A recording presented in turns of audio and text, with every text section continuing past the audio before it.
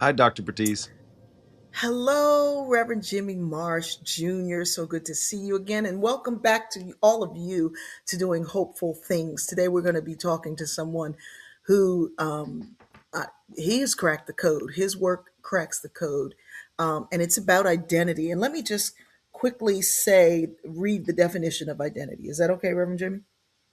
Please. Identity is the unique set of qualities, beliefs, values, and traits that define who you are as an individual and as a member of a social group.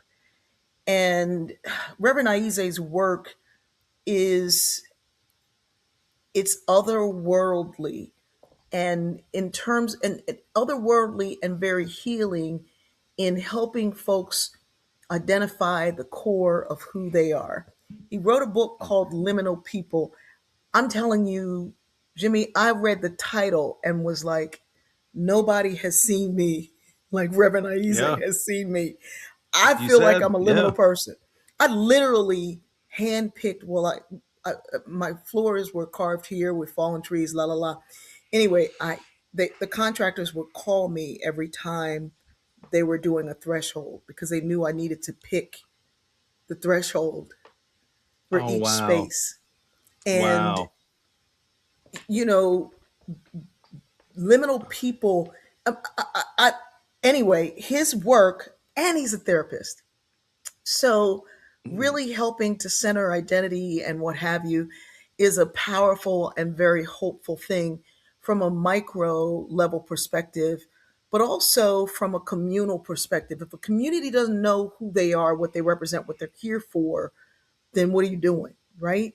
That's right. That's right. So I'm really excited about this conversation with him. I'm excited about, I Me didn't too. know about speculative fiction. He writes fiction, science fiction, which, you know, for me, I've written 14 books. Only one was kind of sci-fi, and that's Black World, a corner of heaven where the living and the dead can converse.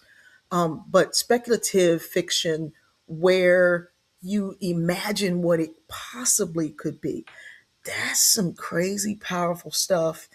Yeah. And so I knew of his work. I can't say why because that would be revealing something I'm not supposed to reveal. But I just love all that he is: a minister, a therapist, a writer, and someone who really can help center our identity. And speaking of helping center Yes. our identity, Reverend Jimmy, I'm going to ask that you lead this episode's meditation and Okay. cleansing and what have you. Yeah.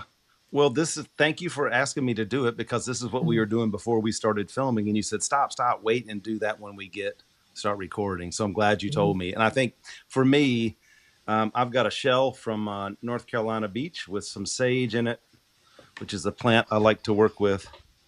I learned this from a Native American uh, community to clean the space, to sage a space is to clean it and to claim it in a way of orientation, to be present, to be grounded in one spot.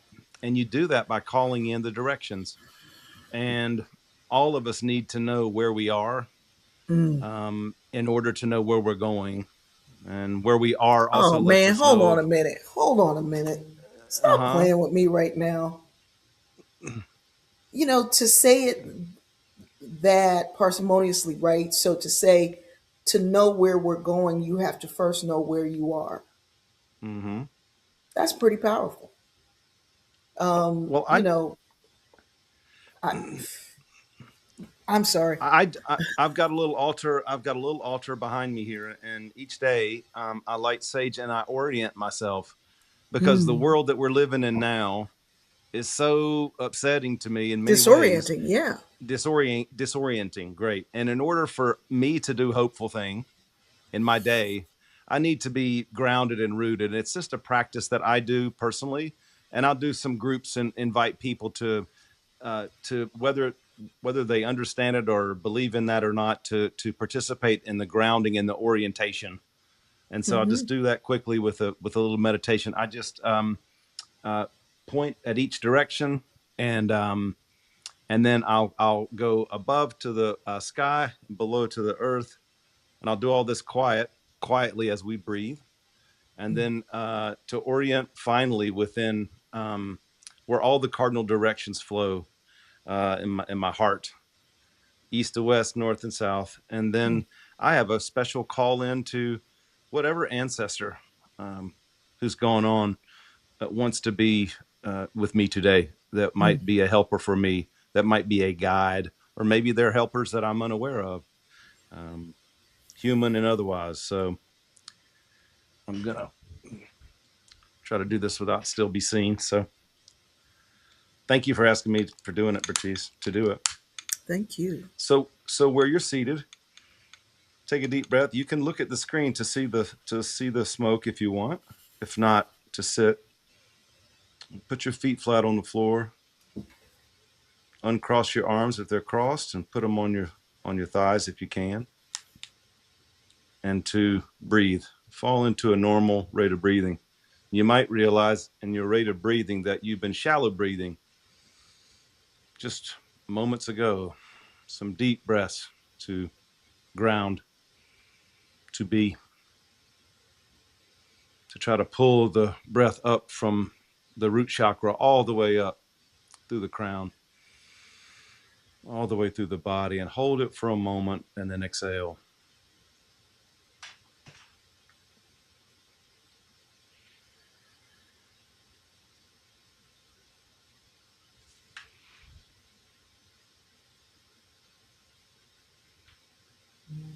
Continue breathing. Continue to exhale. And land in this place right now with us, wherever you are, to be present, to just be. We call in any helpers and ancestors and spirit guides to be with us in our conversation today. We give you thanks. Amen. Thank you for that, Jimmy. Yeah, thank you for allowing me to have it in my house again this afternoon, as I've Yeah, had it this morning. there were so many things, north, south, east, west. Mm-hmm. Yeah, I'm Black and Lenape, so the orientation of the directions made sense, but I never thought of the genuflect as the same, right? yeah, interesting. I didn't think of it. To be honest, I didn't think of it. I don't think of it either in doing it, because I go. It's directional. It's the east, west, north, south, the place through which all cardinal directions move. I go crown chakra, root chakra, heart chakra, connecting me to all living beings, all sentient beings, Right, all of my relatives. uh, all of my relations. Aho mitakuyasan. Yeah. It's identity, Bertice. You in the reading of the description of identity, I thought about that. I heard someone say it recently, and it's a quip. I don't know who said it, but it said, "Be yourself. Everybody else is taken." To be yourself. And so to understand, when you mentioned the communal engagement, how do you understand being in a community? First, it's a location within yourself, and then it's a location with the people. So it's both and. I am because we are the principle of Yes, Ubuntu. yes. Ubuntu. So I'm going to leave you to continue. I want you to share a story right now about identity. But speaking of identity, one of mine is to kind of try to bring in everything. And there's been a skink in my house for the last couple of days. He has found his way to the door and he's trying his best to get out. And Let so him I out. need to let him out. Wow. Yeah. But Go, go, go. so Only please continue Bertice. to share a Only story about Bertice. identity and how you help young men find theirs. uh, in my work with young men, and having circles of men, circles of young men, boys, teenagers. One of the practices to introduce yourself and to say say your name and say why you're here, and offer and offer a word into the group of what you need. A group of a time of gentle, not surrender, but coming in with both feet and saying, I'm coming in with this. I would like for this to happen in this group. and to be seen, to be heard. I think being seen, for me as a kid, was something that was incredibly powerful. To be seen and heard was to be me, and I found out through lots of counseling and working on codependency issues that my presence in a room was enough. I didn't need my voice, and I've leaned on my voice most of my life. And at middle age now, I'm doing a better job of lead of leading with my presence. But speaking of voice, when I've learned to, and also teaching this, whenever I'm speaking, I can feel the difference between a throat being closed, a throat chakra being closed, and a throat chakra being open.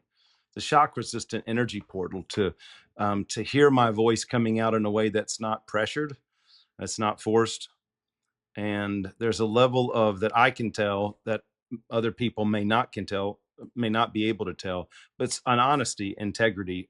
I'm in my words are I'm impeccable in my speech, and I can hear that within my own head. um, an attitude of, it's almost like a voice changing. I had an experience a few years ago of being in a group and telling a truth that I had not told out loud. And when I did so, it was a very, it was a therapy group, and it was very vulnerable, very, um, in some ways painful to say it. But as I said it, I was being, um, I was being heard, I was being witnessed, I was being seen. And in the being seen, I noticed a shift in my voice. So it's different than a shift that happens in puberty, where it's a depth to it. It's just a resonance. And so the resonance in my voice, I've been able to tell when that resonance is present and when it's not. And usually when it's not present, there's a level of insecurity that takes place, that happens. And so helping people find a sense of themselves and to be grounded in a place, and to be grounded in a place, and to be with other people in a safe environment, to feel safe is to feel seen, and then I can speak and be heard in a way that um, opens things up for me. I think. Well, I'll tell a story now that Bertice is, when she's not here.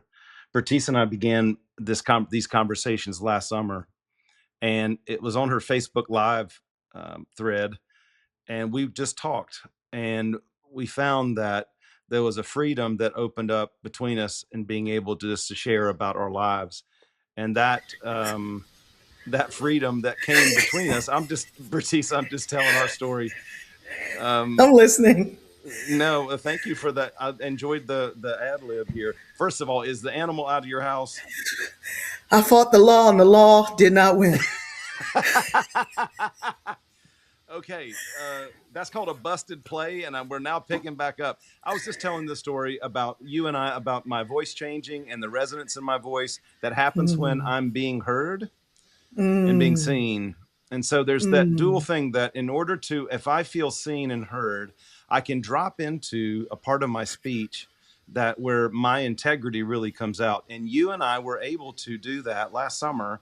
And true talk, when we were doing the Facebook Live events, that's the first time that I've done any kind of speaking where I fell into a rhythm that was easy, and a rhythm that was not anxious. And as a preacher and teacher, and there's a level of performance that's normal for preaching, teaching. There is a normal level of performance, and then there's also the level of performance where I'm trying, and this feels like it's not trying, so it's being.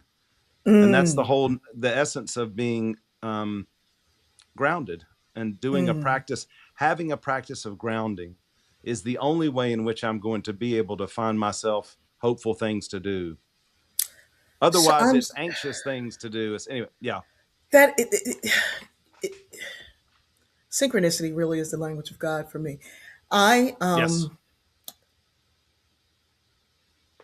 The door was open for this skink lizard to go out, and because of its fear of me, it just turned away. It And was I on the kept trying. threshold.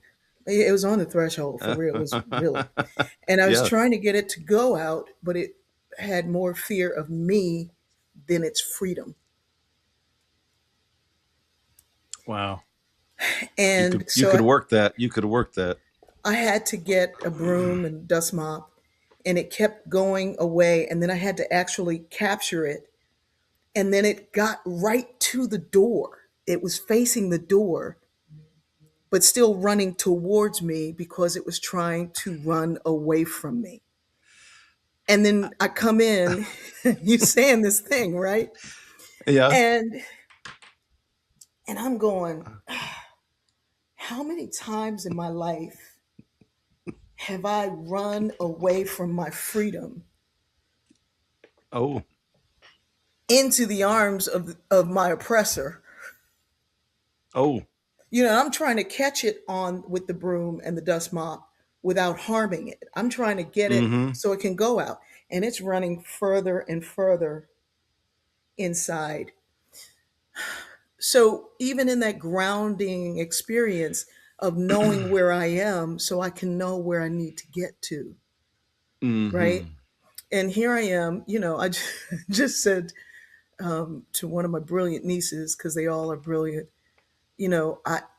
I'm going to call church tomorrow if I'm still walking like this, because the joke is I've been walking like a pimp whose fur coat got stolen. Because, this the fur coat, and somebody said, and you can't even chase them to get it back. So, but it's the fur coat that hides the fact that that's not a cool walk. That's a whole limp. You just broke down, has been used up. It's kind of like America right now. It's broke down, has been used up Oh because it God. has the Yeah. fur coat, a red, white, and blue fur coat. It can look like it's smooth, right? But it ain't Well, think smooth. It's about the just no. Think about the identity of this. That metaphor about being something that you're not. being something that you're And I not and trying to make it into a cool thing. what well, I've And tried to do that most of my life to try to show up in ways to meet the room in a way that I thought the room needed me to be, which is a codependent thing. mm, So how to be my authentic self? How do I understand my own identity when I'm shifting all the time? right, right. And my niece, Um, my niece wanted to know, well, how will you feel? Because I said I'm not hurting, but it hurts if I try to walk my normal gait, right? Or yes. MS has a way of reminding you that it ain't nothing normal, right? And she said, well, how would it feel if you're not hurting and you're just limping, and that's okay because that's a part of who you are. And I said, yeah, but then I have to deal with managing the anxiety of others who are Yeah. concerned because they see this pimp walk. Yeah. Okay. So so I said, I'll be okay with sitting one out, which is also a part of, if I allow myself to be true to myself, the strong black woman thing is over. I got MS and several other things going on that are very Mm, serious. All of them are serious. So if my identity was as that power lifter, bodybuilder that I was, right? That yes. was super, super fit with, a 12 pack. And my daughter said, you still have your 12 pack, it's just in a cooler. If I keep trying to go back to what I was, I cannot go to where I belong and my freedom. Hmm. And with all of that, I want to bring in this powerful, powerful, amazing writer, therapist, minister, Reverend Jimmy. Would you please do the intro? Ayize Jama-Everett is, first of all, he's a friend. He's a trusted And friend you and ain't got that brother, many. and I don't have that many. Yes, you So do. You have amazing he's friends. he is. I am rich with friends. I'll tell you, and I feel very grateful and thankful to have Ayize in my life and how we've met. And when you get to know him, different things unfold. You could read his website and find out about him, but it's like not just psychotherapist, not just professor, not just a theologian, but as he said, a guerrilla theologian. Woof. Yeah, yeah, yeah, I'm yeah. talking about. And he's not That's what just I'm an talking author about. of 7 books, I think. maybe more. Ayize, sorry if I messed that up. He's a plant medicine practitioner. He's an activist, and what's super cool, he's a farmer, and I can't wait to hear him talk a little bit about that with us. And he's a person who knows who he is. And I will say that the thing that I like to when I tell people about Ayize is he gave me I quote him every time about relationships and getting to know people and whether you're going to work with somebody or not work with somebody or roll with somebody or not. And he says, I'm going to be moving at the speed of trust. Isn't that cool? So Y'all yeah, that's killing me. Ayize. Ayize, I hope I did okay, man. That's his. Yeah, Jimmy, you did great. I mean, I would love to say I made that up. I know I heard it from somebody else, but unfortunately, I can't remember who I heard it from. But It's yours now. yeah, man, I should have been hanging with you guys a lot earlier. I was taking notes on everything you guys are saying. I'm like, Ayize, I miss. Yeah, man. no, go ahead. I just miss my radical religious communities that aren't stuck in church. No offense to the church, Yes. but understand that spirit spirit is with us all the time. And like, hey, like you said, Bertice, synchronicity. That's a real loud, talking to. Mm-hmm. Yes. So we can pay attention to it, right? Mm-hmm. Uh, so yeah, I'm excited. I'm excited to be here. Thank you so much Thank for having me. Well, thanks Yeah, for man, go thanks for for it. being here. And I just want to jump off. I know we talked about identity. I want to give you a chance to say to explore that word and what that means to you. I can't remember who I was talking to. Maybe I read it. I'm sorry, but they said that like often in the West, when we think of identity, it's identity in relationship to the dominant power structure. And if you accept the identity given to you by the dominant power structure, then you are accepting the dominant power structure, Preach. right? And I'm just like, and this is gonna sound so foul, but it's a joke that I have. It's also true though. Like, I'm 51, about to be 52. Work with a lot of people, a lot of different ages, and had a lot of younger people that say, "Well, black people can't be racist." And I was like, "Well, I remember a song called "Everybody Was Kung Fu Fighting," and now it's pretty racist. But tell me what you mean." And they were like, "Well, racism is prejudice plus power, and black people don't have the power to be racist." So I'm always looking for the good, and I'm like, I get it. From an institutional standpoint, I get it. But look, if we can't have good credit, if we can't have cool mortgages, let us at least be racist. And the truth of the matter is, if you have a group of black people in our Mm, space doing our thing in that context, mm, we do have the ability to be racist. It's a contained racism, but most racism is kind of contained on a certain level, right? mm-hmm. What I think more interesting is that our identity as black people says that if we are doing well, we're gonna make sure everybody's doing well.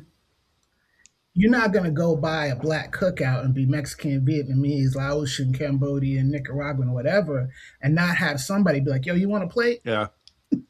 Right?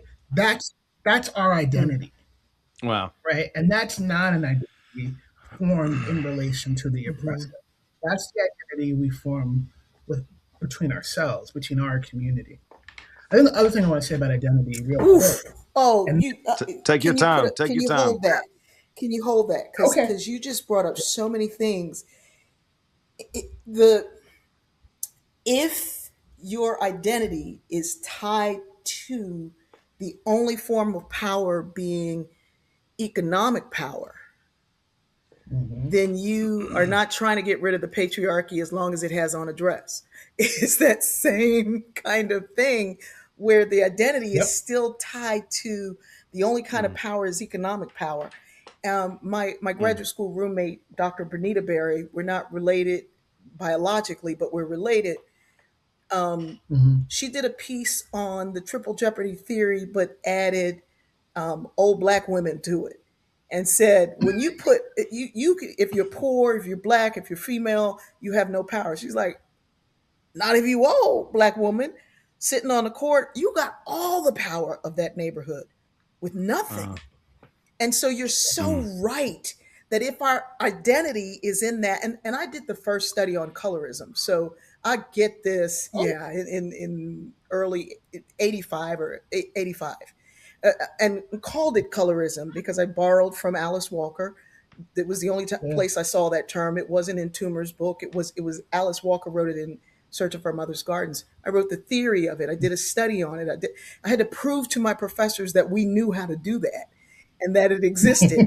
But what I understood was that you could, when you could understand this within that group, you could understand it much more easily and readily across the group because we're mm, all tying into somebody else's definition of beauty or goodness or what have you, and it has nothing to do mhm, with us. It's not defined by Right. us.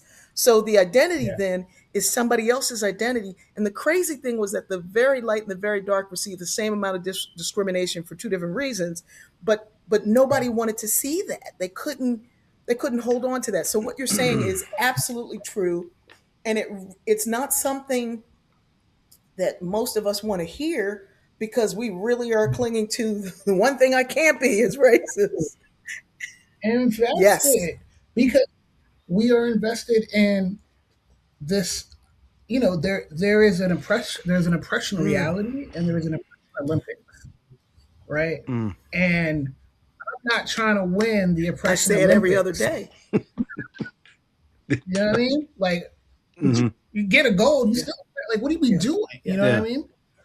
But I think this links to the other part that I was going to say, which is that, and this is from these two dudes. I cannot recommend this book enough. I recommended it to Jimmy while he was here, and he didn't pick up the book. You So know. I, I know the, Jimmy the don't. book's You're that big. I'm gonna get it. I'm gonna really get it. gonna get it. I'm gonna You're get gonna it. get it I'm from gonna get both it. of us. I'm gonna get it. It's, yeah, just so you know, I mess with Jimmy I all the do time, too. and I that's think nothing that's but why he loves me. yeah.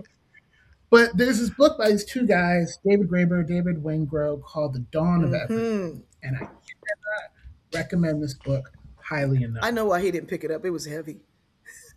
Yeah, It's it's a heavy. heavy It's book, big. Yeah. but it's heavy on multiple levels. It's You heavy know what I on mean? every level. Yeah. So one of the things they talk about is this notion of a fixed identity, Yes. be it political, be it Hmm. economic, be it gendered, be it If one more race, person tells me I'm an Enneagram, whatever, right? I'm Hmm. a three, I'm That a two. right, that you one thing, you just that Right. one, right? That is part of this dominance system. Yes. Because if you're a king and there can only be one king, then that's it. Yes. Everybody's just trying to rally to be the Hmm. king. The hierarchy, the structure stays in place and can just swap Yep. people. Yeah. But what they talk about is the history of the mobility of And identities. ask me what time of day it is, and I'll tell you what it is. Because and you still see it in Europe with the performances, the folk performances where people will act out being the king Hmm. Mm. and then have the king get slaughtered, Mm. Mm. right? People take on the role, right? This is what performance, you were talking about performance earlier, Jimmy. There's this other aspect of performance, which is that we get to, for lack of a better term, play with our Mm. identities, play with our roles. Wow. We can be this for a season and then swap into something Mm. else. Now, identity requires community, Yes. right? So the community has to Yes. agree, Yes. no, I'm gonna be this for this time. Yes. I'm be right. Yes, okay, you liked it. There's a singer called Anthony. The band is Anthony and the Johnsons. He's a trans singer, and he says, "One day I'll grow up and be a beautiful woman. One day I'll grow up and be a beautiful girl. But for today, I am a child, but for today I am a boy. Mm, Mm, And I was just like, mm, mm, we don't go there, mm-hmm, yeah. right? mm-hmm. We don't.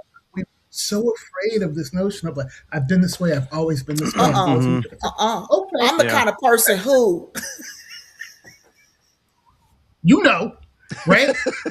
But the other option is, I was this on Thursday, I might be this on Saturday. yes, Hey, now what do we do? Because then we got to talk to people. right. Mm, Then we got to realize, oh, the static vision that we thought we had, Mm, that might be a little different later down the road. Can we allow each other, ourselves, our communities to shift, to change, to be different, to grow? mm. mm. Isn't that what growth looks Yeah. like?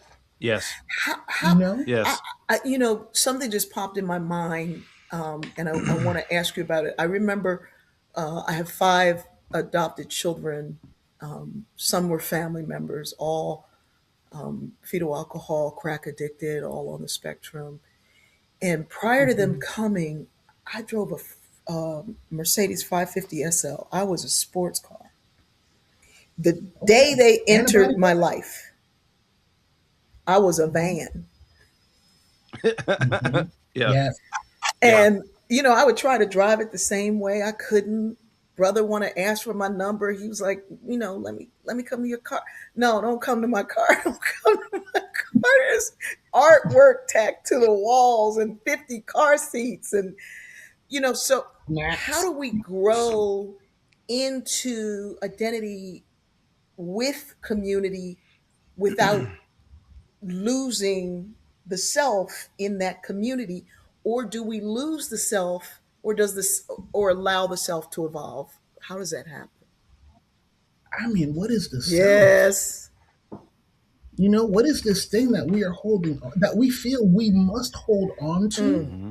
in order for it to still be around and relevant? Mm, Or can that thing that navigates this world change and shift based off of whatever is going on mm. and still be something worthy of attention and care and love? oh my gosh. And Yeah.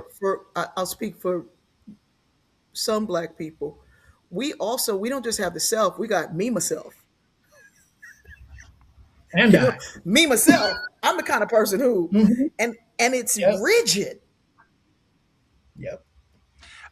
It's built in a society that attacks us. Mm, So when we have an identity, when we have fought, when we have clawed, and we like, I'm a black gay man. I'm a solid, I'm a hardworking, black woman. I'm a Christian, blah, blah.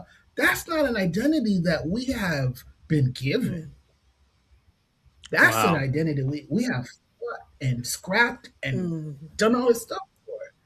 Then you trying to tell me that I have to change that, or I Mm, get to change that? wow. or let the Lord That change is it. wow. That's an assumption. I think as I've been doing my race work, I still have more to go. Um, but realizing that the privilege that I've had is I didn't have to think about those things. And when I've heard Mm-hmm. people of color, black folks talk about them, I'm like, oh wow, I don't have to code switch. Um, and Mm-hmm. then realizing, okay, where do I see that? Where do I see my implicit bias come out? And I think we talked at the last with Mike Bertice about um, uh, the proximity.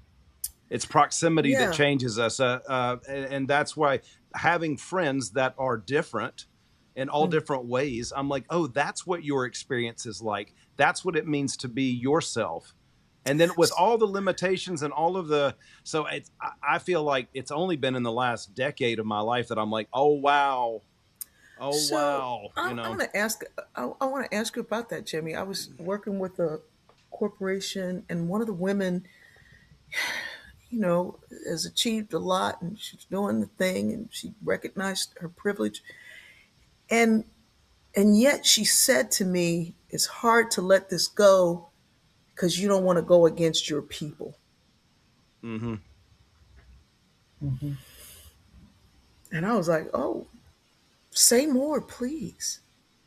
And Mm, she did. And she revealed this thing that is not spoken out loud, particularly somebody looking like me, right? mm-hmm, That there is a code that you have to stay in.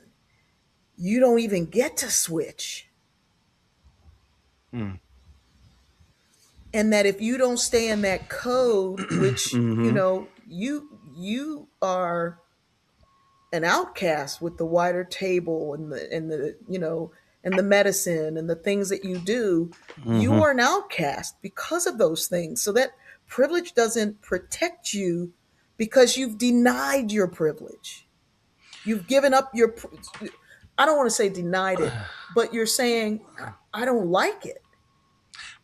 I want to address. I want to ask the hard questions of myself Ask and it. of, and I was guilty early on of asking my African American friends. When I was in the local church in the late '90s, like, "Hey, is this okay to feel this way or think this way?" And it's like, don't ask Black folks to do your work. Go and do that work. Show up and do the work, and realize what it is that you're afraid of, and go into the painful place of when the most frightening place for me to be is in a room full of white male Christian middle-aged Southern pastors, and that's a frightening. So Yeah, because I don't know what yeah, they're. so Yeah, I'm gonna push you a little bit. okay, Is that okay? I'm please. gonna do it publicly. Fine. You do code switch. I have never heard your voice like this before on this podcast. When we talk one on Yeah, one, yeah. it's different, right? Well, He brought smart When I Jimmy to see the room. when I see you talking to a pretty lady, I won't mention her name. oh, There's a different Jimmy. yeah. There's a different Jimmy, Okay. right? What? We all do code switch, but here's the Okay. thing: because the only reason I interrupted was because of what you said about that room where you feel Hmm. nervous. Room that you feel nervous in is the room, forgive me, where a lot of people have a similar background to you. Yes. Mm. I had a student Oof. years ago at UC Berkeley, young woman, super cool. She just graduated. She's like, hey, she's like, thanks. I was like, cool. What are you doing next? She's like, well, I'm gonna go. This is a young white woman from the East Coast. Comes from shitloads of money, big family. She said, I'm gonna go work in the inner city in West Oakland. I said, why? She said, I want to help disadvantaged youth. I said, why? She said, well, I want to make the world a better place. And I was like, but doesn't your family have a foundation that gives out like millions of dollars a year? She's like, yeah. I'm like, aren't you like you're in that if you want? She's like, yeah. I'm like, why aren't you working with them? And she's like, well, I don't like my family. Oh. Listen, listen. You don't like your family, but you want to do good work, but you don't like. You're gonna let the fact that the people you were born next to don't have the same perspective as you. Hmm. You're gonna let that stop you Mm, from impacting the world in a big way. mm. I'm not saying working one isn't useful. Yeah. I'm saying you have a chance to do big Yes. impact. Now, I've seen you, Jimmy. I've seen you talk to people who make big impact. And however nervous you may be, Hmm. you bring your full self there. I hope so. Yeah. So I'm praising you, but also pushing you when you say that thing I don't about, code switch. you know, I don't have you to. don't coach. Okay. I I feel well, you. I think I'm. Yeah. I think when I said it, what I meant was how that happens. I've heard African Americans say, I have to speak this way to a white person when I go into public, and that's not the way I would speak to Black folks. And I guess, Mhm. and right, you're saying that's absolutely, there are different places. I hope my voice, as I was saying when Bertice was out getting the lizard out of her house, that the sound of my voice and the Dr. Thurman, the sound of the genuine, I can hear it more now in my voice because Mm. it's more of me. Well, is that because I'm almost 60 years old and I've been doing a lot of work? Yes. Is it also just being able to trust spaces I'm in that I'm already accepted and loved? Mm. And that's why I think that's where I've had a level of comfort that has enabled me to a fantastic point. If the places that I'm most uncomfortable are people that look and sound like me, although people that might deny white privilege, which is something that's extraordinarily difficult. It's responsibility is me. Again, It's that on privilege me to is do based that. on how we. Ayize, you have just really shifted my whole thing, and yet it was my old thing, but I guess I got pushed back so much. But if our identity is still based on the same empire, if Mm-hmm. your identity is based on their definition of who's privileged and who isn't, then we're playing the wrong game. You'd have heard my code switch with the lizard, the same lizard. I was like, "Come on, sweetie, come on, get out, baby, come on, this the door, come on, sweetie. If you Yeah. don't get out, Can I tell you a theological story on this? please." Please. My grandmother, may her memory be a blessing, Mm. Southern Baptist, North Carolina, her whole life. One who brought me any form of Christianity that I have. Um, Stuart, she said, "Do your prayers, grandson." I said, "Okay." I said, "Our Father who art in heaven." She said, "Who is our?" I was like, "What do you mean?" She's like, "Who are you praying for me or are you praying for yourself?" I'm like, "Well, I'm praying for myself." She's like, "Okay, well then that's your father." And I was like, "Oh," I'm like, "Okay, my Father who art in heaven." She's like, "Who art?" She's like, "Why are you speaking in this way to your God that you do not speak to anybody else way? Like, why would you do that?" She's like, "That's your God. Use your language. Make a personal connection with your God." Right? And so I don't, forever, I'll never forget that. Oof. I don't pray. Yeah, there's a formal prayers, blah blah blah. Mm-hmm. But like, it's if I need God, Mm. Ooh. okay, God, I'm gonna mess this up. Forgive me for this one. I need you right now. Yeah. I'm fucked up. I'm tired. I'm hungry. I need you. Yes. Like, help me. Mm. Or Lord, I'm trying to do this. I'm trying to do it for you. Like, tell me what you need from me, God. Yes. Mm. Right? This distance, this formalized distance. Mm. You go to traditional African societies, a lot of this stuff, like we folks are like, "God, now, please come. This is what I need now," right? Like, let's get it going. And this formalized sort of Western European language that has infected our theology. Oof. Wow. We don't need it. We don't need it. Oof. Wow. I want to. We've got. I'm sorry, We've just Jimmy. got. I want to. We've Go got ahead. a, a a little time left, and I could spend the rest of all of the episodes with Ayize. Aize's I coming want. back. He'll come back. He'll come Oh, back for me. definitely. He'll come back. Maybe. Which Of you is course. he coming back for? Come on, man. I'm the same. I get it. I get it. I get it. I get it. Tell See, us look at him. He's about your fighting it. book. Do He's you fighting have a it. website that people can go to find out more Yes. about your books? I want them to get your books. People are always asking me, what should I read? And I say, read about what you want to know around what you already like. And I know they Mhm. already like you. So tell us the website to to find out more. I'm going to give you a few Good. websites, okay? So first one is just my name, AyizeJama-Everett.com. Mhm. Um, and that has all the books. I got a new one coming out in the new year. It's a, let's say, um, ethno Gothic novel about Black people, the land, and spirit, Ooh. called Yodi and Yoda. So there's that. I made a documentary about Black people and Mm. psychedelics. It's called A Table of Our Own. And you can find the website on atableofourown.org, and you can rent it from that website as well. It's on Vimeo. And then, like Jimmy was talking about, I'm also my church, which is like primarily focused on feeding people and giving people a chance to retreat from this broader society. It's called the Drinking Gourd Oh, Refuge. nice. You can look at the drinkinggourdrefuge.org, I believe it is, and you can find stuff that I'm doing there as well. Now, for people who would like to um, contract with you for therapy, they need to be Mhm. in the Bay Area. For therapy, yes. For counseling in general, Mm. you can go to Ayize, AYIZEJE.com, and send me a message Oh, there. fantastic, I don't fantastic. want him. Yeah. I don't want Isaiah to go before I.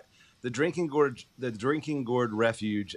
The farm is a hopeful thing. I wanted you to say just a little bit more about, and it's something I'm happily involved with it and feel so good about it. And tell us about that mission and vision. Yeah. So after I did that documentary about Black people and psychedelics, people were like, "What's next? What's next? What's next?" And the people that I work with, I got 35 people together from all around the country, Black people who were involved in plant medicine.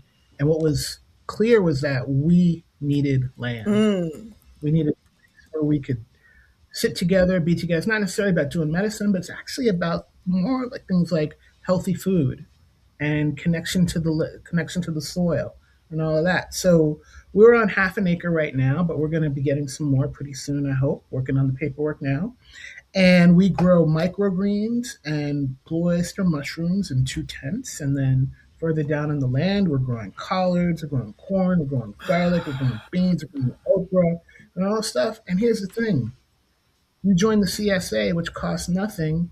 You come whenever you want to. You can pick stuff. You can put your hands in the land, and we'll give you whatever foods we have.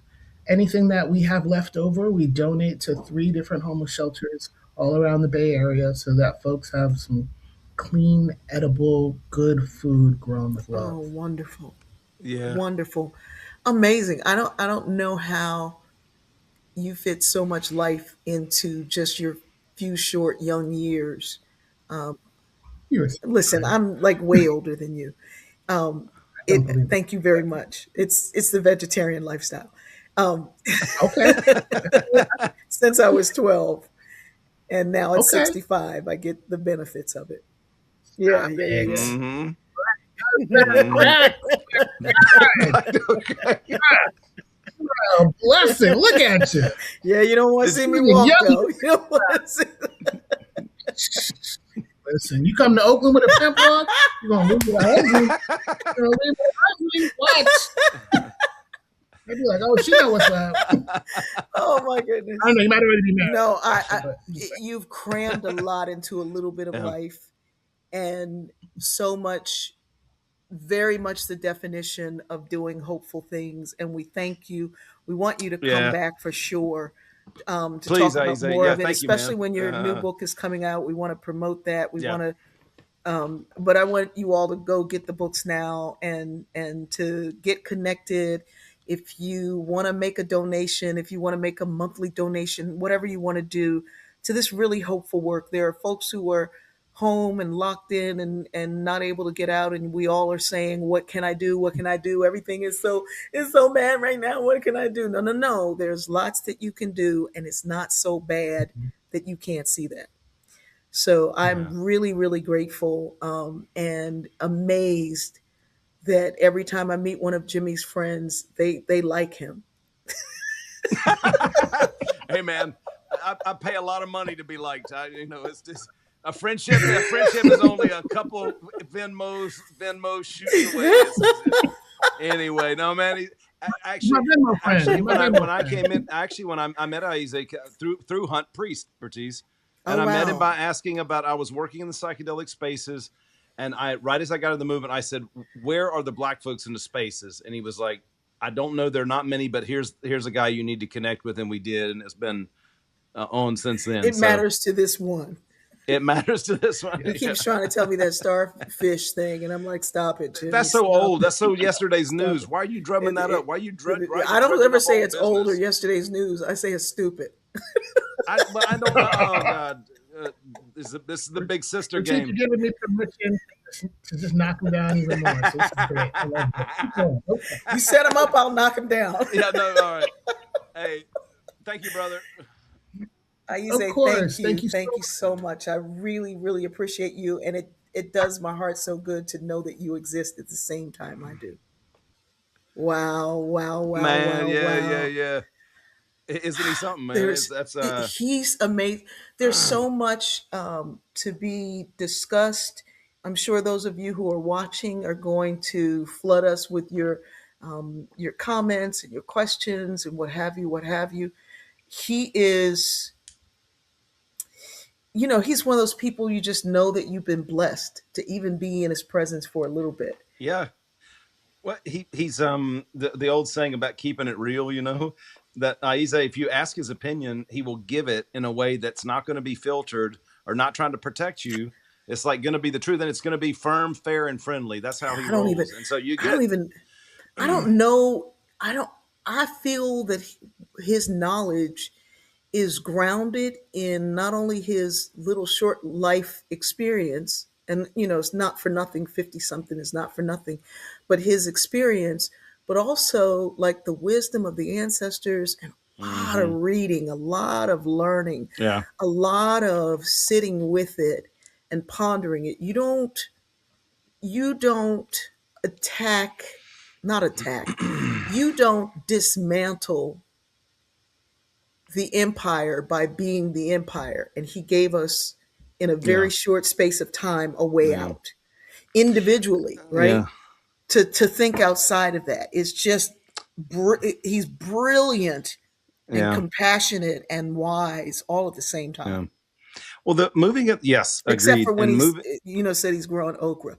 That's the one thing you can't give me is a okra. That little I love slimy, okra. prickly, Listen, nasty I ate little. so much boiled okra as a kid, I couldn't keep my socks up. I couldn't keep my socks up. I ate so much You of it. mean the sticky part didn't keep him up for you? No, Moo. anyway, I his kid. Those of you desire. who are okra eaters, please do I, not write me recipes of how to make it. Everybody has write tried. them to me. Mm-mm. Give them to me. Yes. So no, Yes. what Send them to what I Jimmy. say, the whole moving at the speed of trust, that I've seen him do that in every aspect of his life within Mm, the pursuits mm, of the documentary, which I watched him pull all that together, and then with this drinking gourd refuge and the mm. intentionality moves, and he's writing a lot, and I don't know how he gets everything done the way he does, Listen, because he doesn't move. I, let me tell you something. I'm so loud because I'm Well, so you write excited too. about. You Yeah, yeah, yeah. It's a different use of time. It's a different way of using time. But I don't know how he has folded his life is like dimensions or some kind of accordion kind of way the universe is folded on top of yeah, itself or something, and then you pull it out and get all of him. um, yeah. I hope those of you who are watching and participating, that you were made to feel as comfortable in your essence as I was made to feel by Ayize. He really made me feel less um, Mm, less out there, right? And more, even more grounded in whatever mm, this identity thing is, because mine is not. It moves, it flows. And mm-hmm. even saying that to people who are determined to make me a 3 or a 9 or an 8 or a NG On the 31245 and hmm all the other things, or this kind of Christian, or yes, I'm an Episcopalian Christian, black woman, blah blah blah hmm blah, whatever that means to you. But I also know that I am spirit that's contained by a body, and mm, he made that much more my reality. I used to know that mm, before I became the mm. van, and then transformed into the reverend, and then transformed into, I Yeah. knew that. And it was like he gave me permission to be and see that way again. The amen. I think the I don't know where it is in scripture that says iron sharpens iron. When you're Mm-hmm. with people of integrity, you become more full of integrity. When you become When you hang around people that speak their truth, I end up speaking my truth more. So it's that kind of And that's the association you community do. aspect he talked about. That's the Yeah. community aspect. I was mentioning when we had Mike on I said at another time I wanted him to talk about, when everybody in the community loves me, but there's some people who are for me. That Mm-hmm. level of really being in my corner, really being that's happy with my success, or that is really devastated by things that devastate me, that are at least holding me in that way. And that's the type of belonging that I think the Gospels are trying to illuminate. Is that belonging is somebody is for you, you are embraced as you are, and then we learn by watching, we learn by apprenticing. We don't learn by that model of that European model of school being kids all lined up in classrooms. That's just not a model that's a model that feeds empire, seems to me.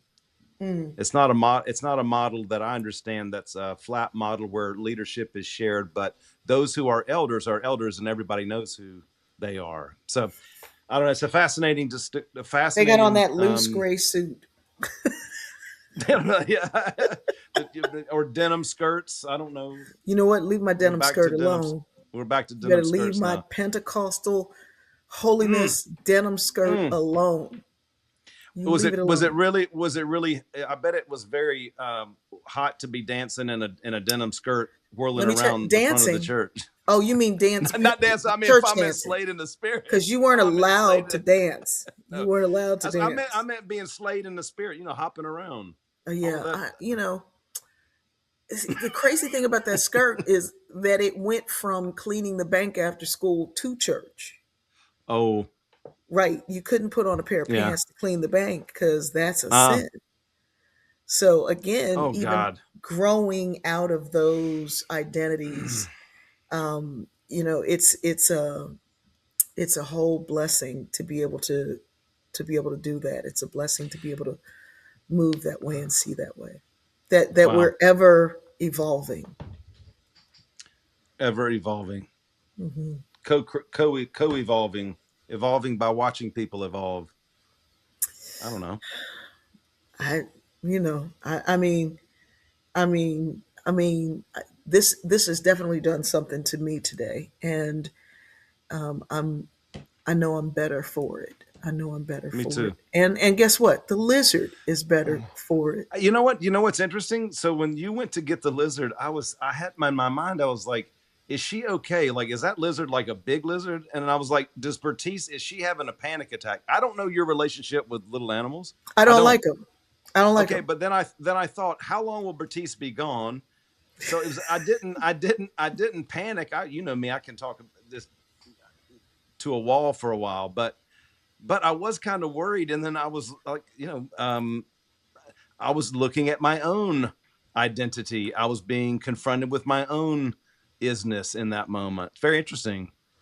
It's interesting. Yeah, It is. I had a window of opportunity, if you will, a door of opportunity, because that thing has been in here for all week long.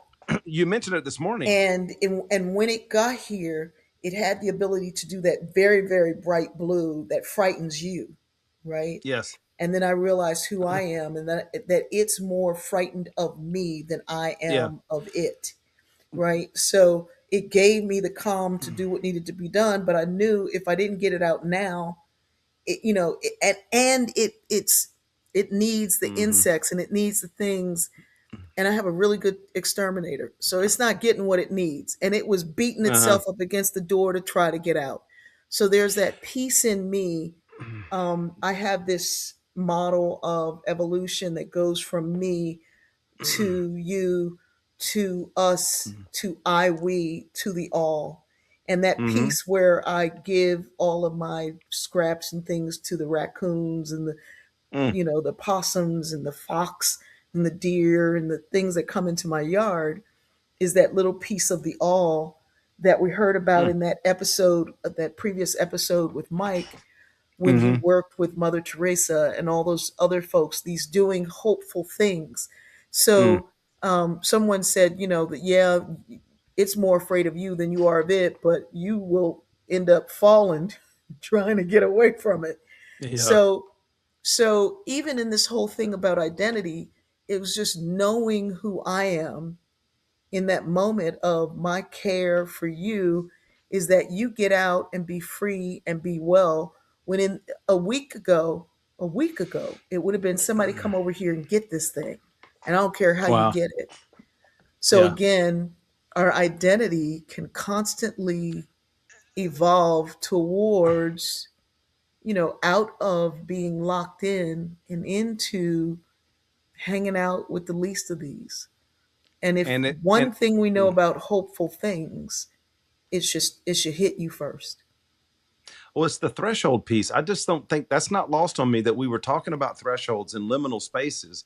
And that thing was at a liminal space. It was at a threshold and you had to act.